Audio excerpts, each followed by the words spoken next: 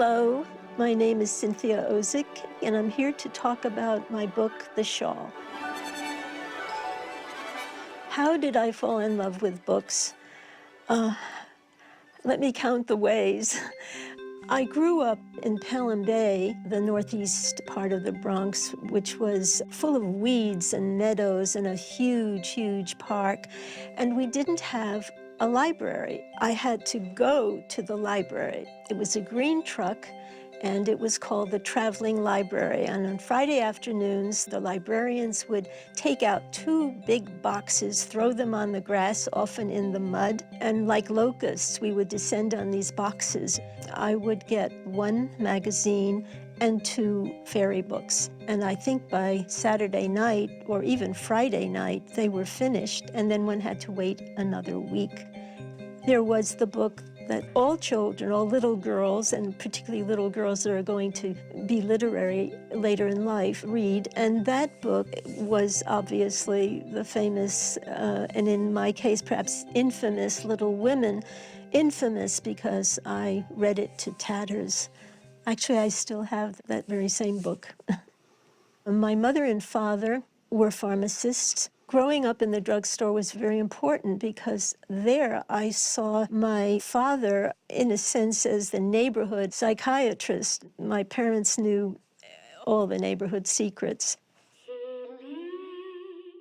My grandmother was part of my formative experience, both literary and moral.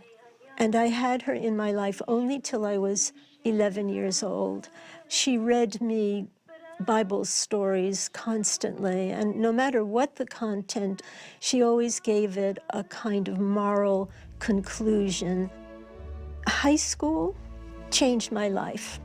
Suddenly there was Latin and German and Silas Marner and the Odyssey. There was a problem with high school. I was in high school during the 4 years of the war, and it was the happiest time of my life. And the war was very much on our minds, but it was bliss. It was bliss because it was a literary life and everything was expanding. I think back to those years when I was happy, and I am roughly the same age as Anne Frank, and I was happy in those years. And those years, when I look back at them and see 1942 to 1945, I'm bewildered by my happiness and what I think about the chimneys in Europe at that time. It wasn't the bodies and souls of these murdered Jews alone. It was that an entire civilization was destroyed. The language was killed in the mouths of its speakers. There is no more European Jewish civilization.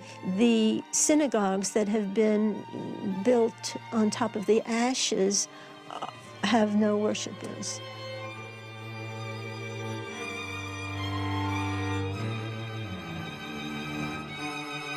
I am here now because I wasn't there then. The beginning of the Shawl came from something I read in William Shirer's The Rise and Fall of the Third Reich. And there was just one line in this quite thick book. The line was about a baby being thrown against the electrified fence in a death camp, and it turned into the Shawl. Rosa, the protagonist, believes that her baby is alive. She is aware that her baby has been murdered by being thrown against the electrified fence in a death camp, but she wants so much to retain a vision of that child and what it might have become, and the child is dead. Next, we see her in the novella part in Miami as a broken woman. The second part about Rosa and Persky is an ordinary story. Maybe she'll go off and be his girlfriend and have a good life. I'm not sure. I think she's too damaged. And then we can't forget Stella, who's made a new life for herself in America, having gone through exactly what Rosa went through. I think it's Magda's book. I think it's the book belonging to the wraith, the ghost, the hope, the wish, the lost, lamented child. It's not about Rosa, it's not about Stella, it's not about Persky, it's about the child who was born and was snuffed out. After the experience of writing those 7 pages, I put it in a drawer and I kept it there for 7 years. And one day I took it out and I looked at it and I sent it to someone at the New Yorker and they accepted it overnight. I never made a decision to write this story, the first part where Rosa is in the camp and on the forced march. This was not a decision I took. I simply sat down and wrote it, and this was the one time when I did not fuss and agonize and fiddle with sentences. I simply wrote it. Faulkner said, "A man is the sum of his misfortunes." That would very much apply to Rosa, the protagonist of The Shawl. We absolutely can pardon Rosa. We can forgive her. We can pardon her for everything. The madness of Rosa is her sanity.